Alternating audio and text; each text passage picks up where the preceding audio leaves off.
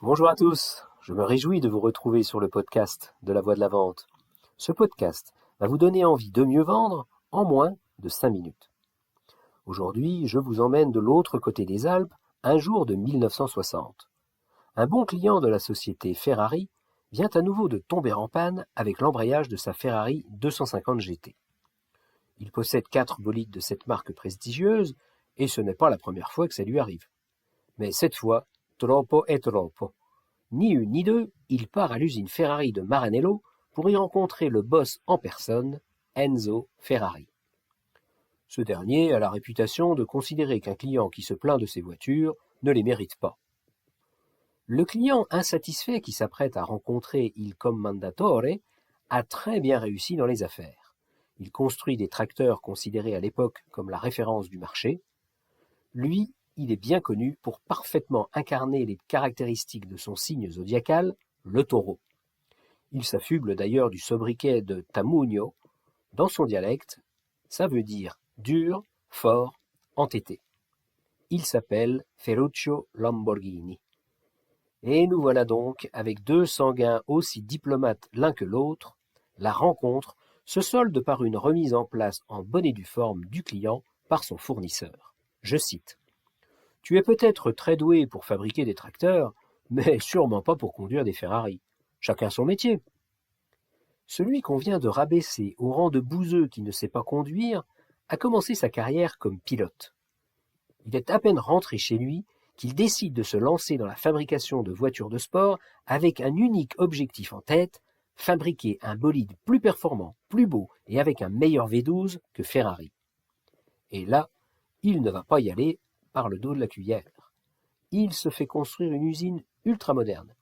Il embauche un jeune ingénieur frais et moulu de l'université, il débauche un cador de chez Maserati, et pour finir le tableau, il s'octroie les services du concepteur de la Ferrari 250 GTO, que les puristes considèrent comme la meilleure réalisation de tous les temps pour la marque au Cavallino Rosso. C'est la plus jeune équipe de toute l'industrie automobile, âge moyen 24 ans et demi. Leur patron va leur mettre une pression énorme pour qu'ils tiennent les délais de folie. En revanche, il leur laisse carte blanche pour tenter tout ce qu'ils veulent. Il les pousse même à se lancer dans des solutions techniques les plus complexes, les plus folles, bref, les plus chères. Rien n'est trop beau pour damer le pion à son dorénavant meilleur ennemi.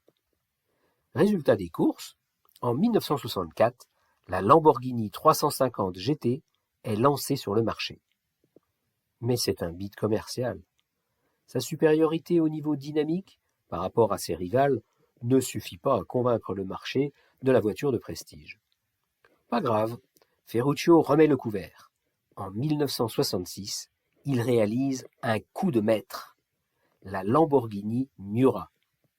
Pour les connaisseurs, c'est un véritable chef-d'œuvre d'agressivité et de puissance, comme le taureau qui trône sur son capot. La classe italienne, quoi. Bon, j'espère vous avoir relaté cette saga transalpine avec suffisamment de fidélité. J'espère surtout ne pas avoir heurté ceux pour qui l'automobile constitue une passion. Alors vous allez certainement vous demander pourquoi je vous ai raconté cette histoire.